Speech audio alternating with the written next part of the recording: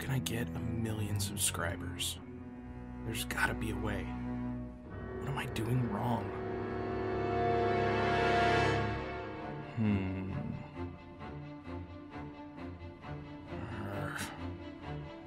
It's not enough. I need more.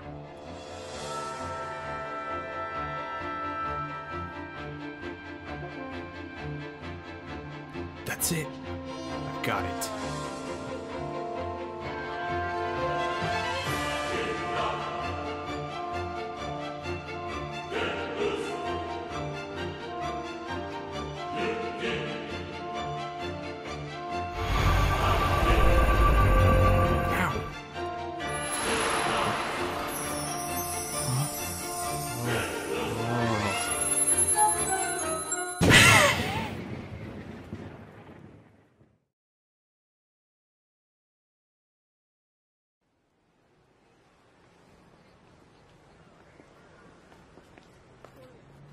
Ugh, I knew lithium was pushing it. Maybe oxy... God, what the hell is this? Why do I feel so light? And cell-shaded? Ow, ow, ow. Oh, God, I really need to get one of those purple mattresses. Whoa. Am I in some kind of cartoon?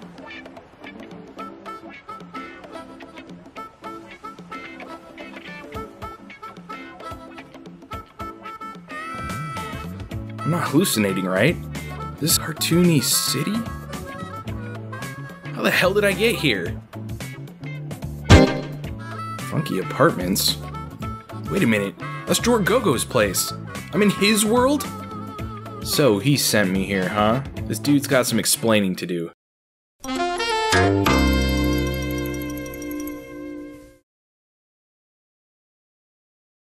You're on the air, you fat, lazy goober. What are you doing? Sean is 3 hours late. He is not even on his computer either. Well, Tux, I guess this calls for improv. Good luck with it, I guess. And what's that supposed to mean? Nothing by its sweet cakes, but knowing you, I'm sure you'll branch off to how thirsty you are over Sub-Zero like some kind of a perverted freak, which is, by the way, something no one wants to hear about. You didn't have to word it like that. Besides, that was only one time, and what's it to you? No judgment here, bud. I just think you're weird. I'm sorry, do you have somewhere to be? That's not on my show. Let's just hope your viewers don't find that one time. Okay, bye. That dumb cat. I should have got that orange one instead. Okay, where was I? Improv. Hey guys, I suck at Crash Team Racing. Even though I did own a PlayStation back when I was a kid, I never played Crash Team Racing, so I wasn't really up to par as everyone else was. But I was just as excited because Team Sonic Racing just didn't feel right to me. And I just wanted a good kart racer, okay? And just as I thought, I suck at this game. What messes me up the most is the drifting. Now I could boost just Ha, there he is. Now what's he up to? Aw, I didn't know he had a cat. Excuse me, little guy, but I'm trying to get... And that's how I want Sub-Zero to grab my throat, you throw fat me to horny the couch, bitch, look at me. Oh my god, cat, what? There's a persistent pervert at your window. May I please claim my first victim? What? Oh hey, it's Sean! About time, dude! Tux, get him in here!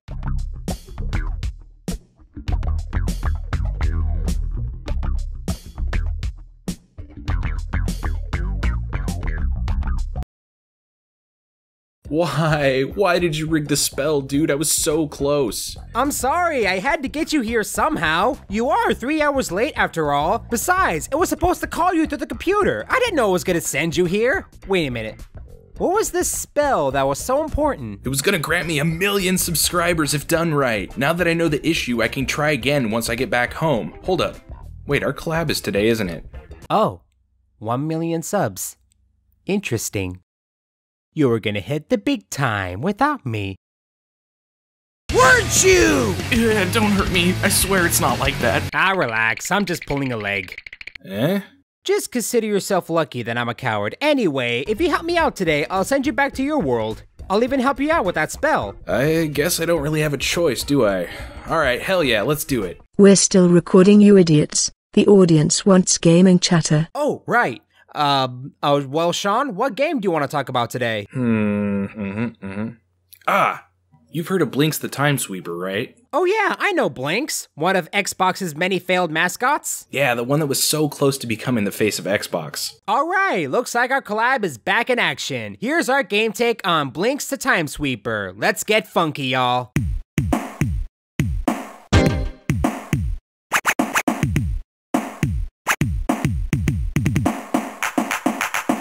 Okay, so I guess I'll start this video off then. Typically with a NerdLair video, I like to go into a little bit of history about the game's development, which is what I'm going to do here. Blinx the Time Sweeper was a platforming game developed by R-Tune and published by Microsoft Game Studios. It was released for the original Xbox on October 7th, 2002. It was advertised as the world's first 4D game where you take control of Blinx, the anthropomorphic cat, who's on a mission to prevent the end of Dimension B1Q64 from the evil TomTom gang. Blinx is equipped with his TS-1000 vacuum cleaner, which he uses to take control over time itself with 5 different unique time control abilities: slowing down time, speeding up time, recording himself, and reversing time, and even stopping time completely.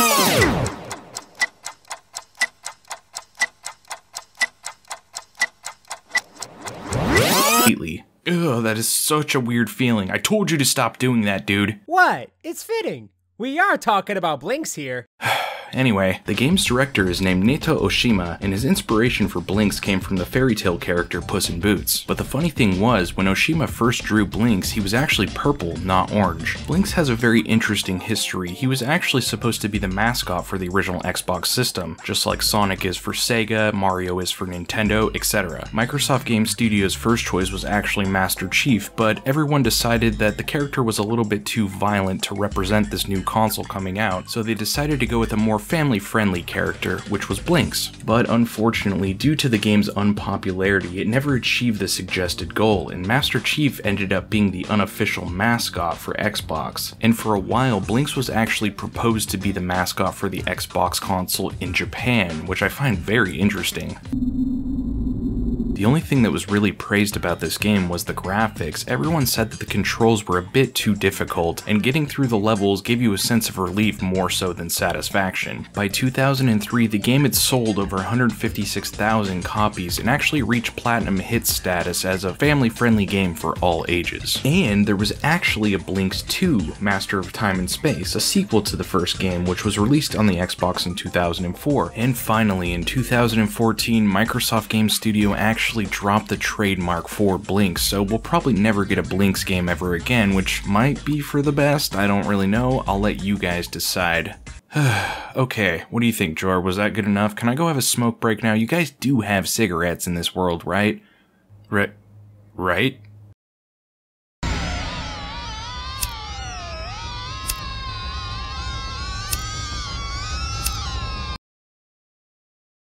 Nope, no cigarettes here, my dude. I guess it's for the best I don't smoke anyway. I'm trying to quit. Anyway, you do your bit. I'm gonna go hang out with Tux. Or, I'll go sit in the corner by myself and be quiet. Don't hurt me, Tux. Don't think I forgot about you sneaking through our window. So we start off in the Time Factory here, as Blinx gives us the rundown and how things flow around here. Nick Elziram Faktam no Listam. Mavsigna Listam. Believe mana epi wodak. Or at least let the subtitles do the talking. What kind of gibberish is this? Seriously, what is it? Sabrim napis lankis, versam brutnis listam o verbam vi. Verbamis listam, nidas kras nublink, hengas zo shulastok. Masigna listam, believe mana epi wodak. Wait a second, hold on. Rewind that. Mavsigna listam, believe mana epi wodak. Masigna listam, believe mana epi wodak. So what does it mean? Anywho, so all this furry bait are actually time sweepers. They travel from world to world delivering time to each of them. However, while the sweepers are at it just doing their everyday job, they have to deal with pig thugs known as the Tom Tom Gang. They steal the time in the form of time crystals, sell it, and then they fill up that sweet, sweet bad guy piggy bank. How'd you get so rich? Hey, you guys get it? Pigs? Money? Piggy bank? Pigs? You see, the Tom Tom Gang goes a little too far this time. The gang of pigs will take as many time crystals as they can, but this time they collect a little too much, to the point where that specific world glitches out and monsters begin to form. But obviously, the Tom Tom Gang ain't gonna worry about that. All they want is that money. Kinda like in real life. Capitalism. In an immediate effort to save the rest of the worlds, the Time Factory decides to cut off that world and thus making it frozen forever. However, that also means the princess of that world will be forever captured by the Tom Tom Gang. Okay, I get that these interspecies relationships can be viewed as cute or harmless in a kid's game, but thanks to you, Sega took it too far. So while everyone is fleeing from that world, Blinx will not have any of that. He dives into the corrupted world to restore the time and save the princess. And that's pretty much the gist of the story. You just play it through all the way to the end. Pretty basic platformer stuff, really. This game offers 8 worlds to travel through, each world having 3 levels and a boss fight. Then you go fight the big baddie, and then your human is saved. It's not a serious adventure. It's as simple can get.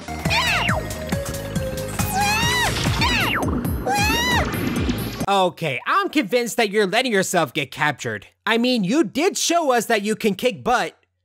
If you're gonna talk hot shit, you gotta deliver, girl. So here's how the game works. In each level, you gotta defeat every time monster in that area, and then you hurry to the goal gate. Which, may I please add, these monsters just don't look appealing at all. They just look gross and uninspired. It's like Microsoft got the definition of edgy in one hand, with some Kirby characters in the other, and they just threw them both in a 50-cent blender they got from a flea market. And I can say the same thing about the bosses as well. Why are you a giant lizard toad looking thing with numbers on its belly and a galaxy for a mouth? I get that these are enemies that we're supposed to beat their face in, but none of them look memorable or cool. In fact, looking at them just kinda makes me mad. So here's how you beat these guys. You sweep up the trash lying around and shoot them right at the monsters. Cats with trash, huh?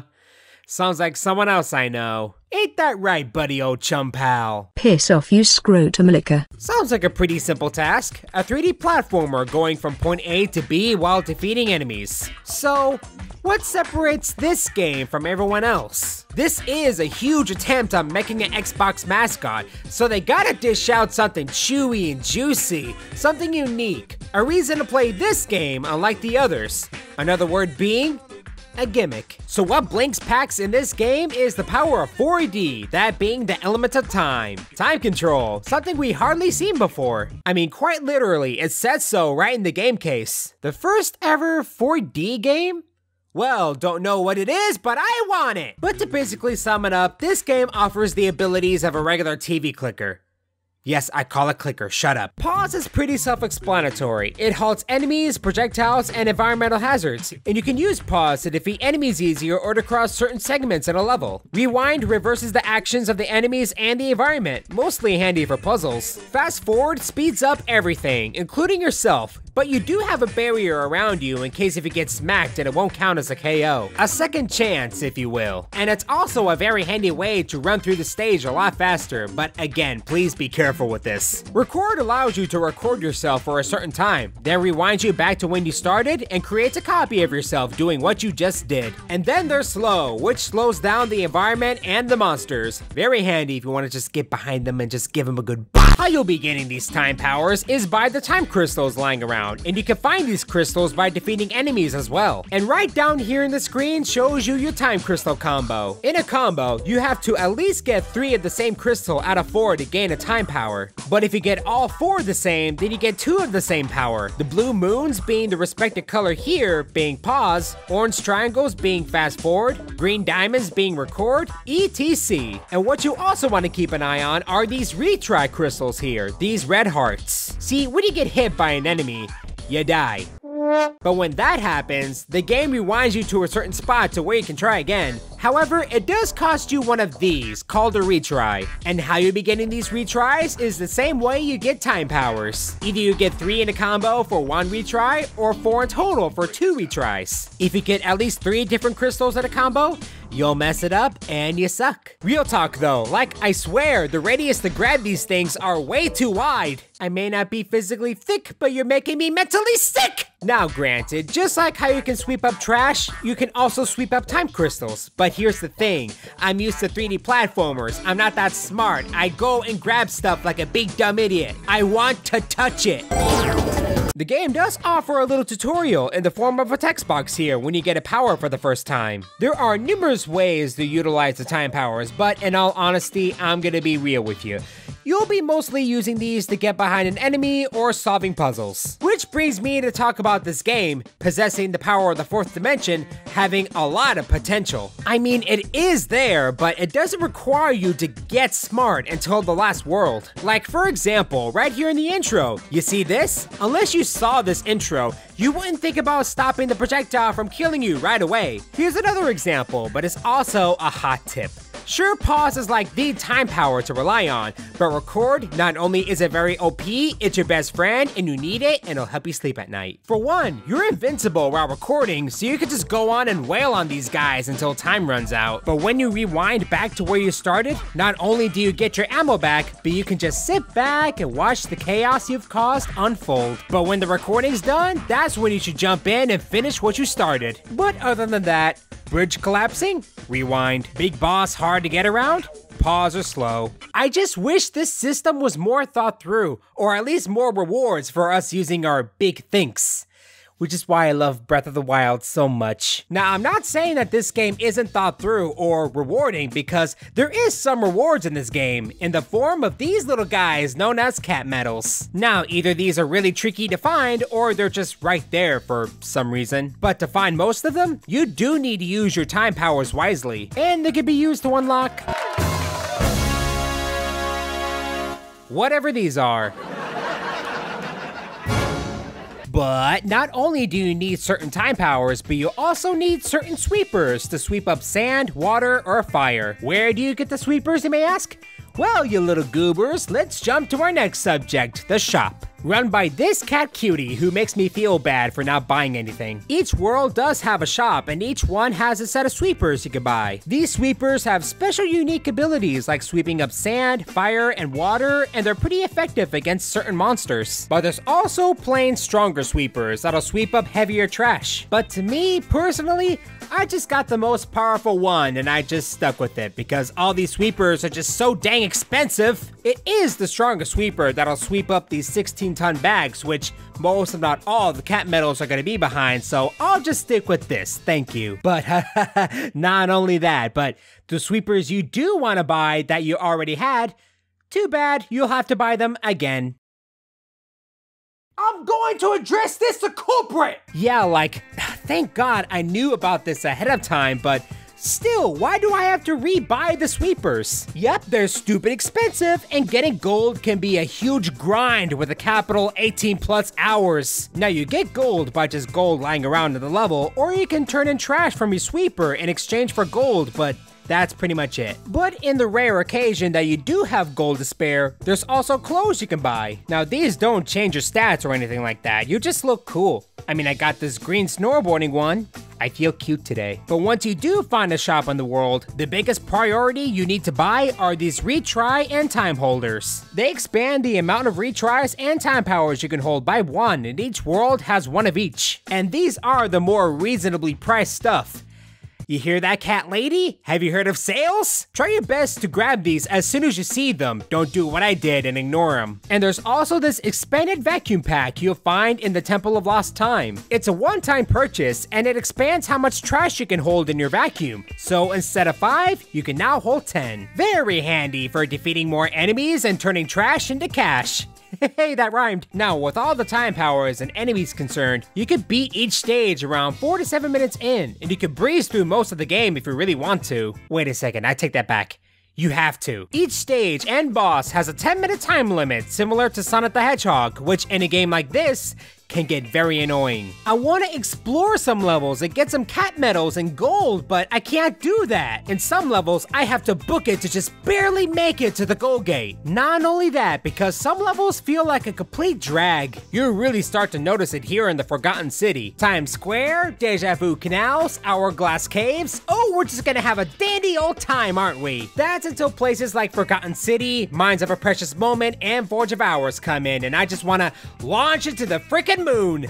Oh yeah, which reminds me of this unnecessary roadblock I found in the Temple of Lost Time. You can't get through this with a rewind, not a pause, not a slow. You need a record here. And considering how much bullcrap you have to go through to get to this spot, well, Temple of Lost Time is pretty correct. I don't want to restart this whole stage again. But guess what? I have to. But if you can't get a record through that level, you're gonna have to backtrack a level and find a record that way. I recommend just Times Square or Deja Vu Canal because this is just... I've been thinking a lot about knives. Now, some of these stages do take longer to beat, like this one, but they do hold the most gold, so you might want to bite the bullet and just dive right in if you're in the mood for backtracking or if you're really desperate for some of that moolah. But in terms of regaining time powers, just go to Times Square, Deja Vu Canals, or Hourglass Caves. I'm trying to save you time, dude. And who knows, with your new and improved sweeper, you may find some cat medals here and there. What I'm just trying to say is that there is a lot of backtracking. I don't care how you do it or why you do it. Either way, you're gonna be doing it. And maybe that's why everything's so gosh dang expensive in the shop. As for the game's presentation, it's cute. I think the levels are neatly designed and each world is unique while having that spicy platformer variety. We go into a happy intro world, the water world, or at least I think it is. Where's this ripple coming from? The temple level, the ice level, and then the big baddie fire level. And the music is a bop. It actually reminds me of Nights in the Dreams for some reason. Each one is upbeat, happy-inducing, and it blends in with each world. It's like a very retro pop. I can't explain it. There's just something about it.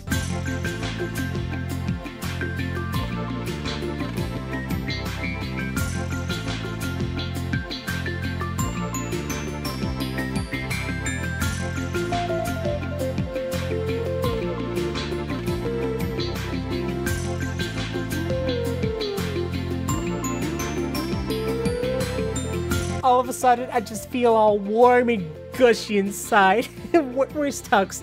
Tux, come here. I want to love you. You get your sweaty boobies away from me, you fat hippie. So, in conclusion, Blinx the Time Sweeper? Well, it's there. Now, I mean no ill will. This game is fun. I had a great time playing Blinx. But considering why this game was made, it feels like it's supposed to be this grand scale of an adventure, you know? This was supposed to be the original Xbox's mascot. Hecky, it was grandfathered in. It was supposed to be a banger of a game. It wasn't. I think the premise of time control was just fine. I mean, this is the first 4D game, as they say. But I think if Microsoft gave the devs a little bit more time with the game, I think Blinx would have turned out to be a more delicious slice of yummy pie. But the state that Blinx was released in, all the issues that I've come across, I can see why this game was kind of a flunk. But those people who actually hate Blinx, I don't see it. I don't see how this game could be hated. I don't hate Blinx at all. I would actually love if Microsoft made another attempt at Blinx, but we all know that'll never happen. But maybe there's a chance for another developer to pick up the trademark? Maybe? Is it possible? So if you do have an original Xbox lying around, hecky, even an Xbox One, it's backwards compatible now, I definitely recommend Blinx. It's a good time. You'll enjoy it. Maybe it is possible for someone to pick up the trademark for Blinx. Just maybe a chance. But for now, I'll just sit on the sidelines and I'll just think about what could have been. What could have been a great franchise. If I ever find a copy of Blinx 2, I'll do a game take on that. Most definitely, for sure. That's if I find it. But for now, see you later, Blinx. I'll be rooting for you.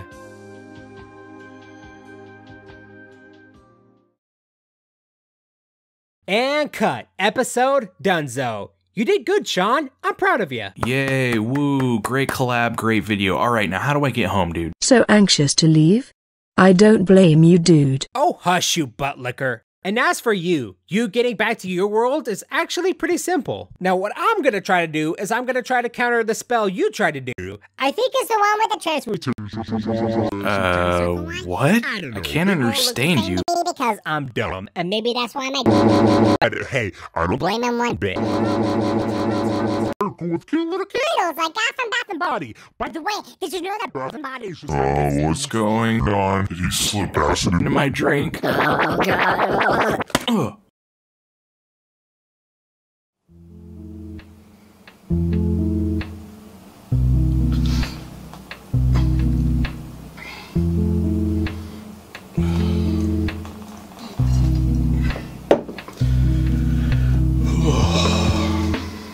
It's just a nightmare.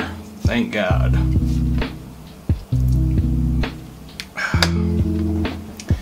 Boy.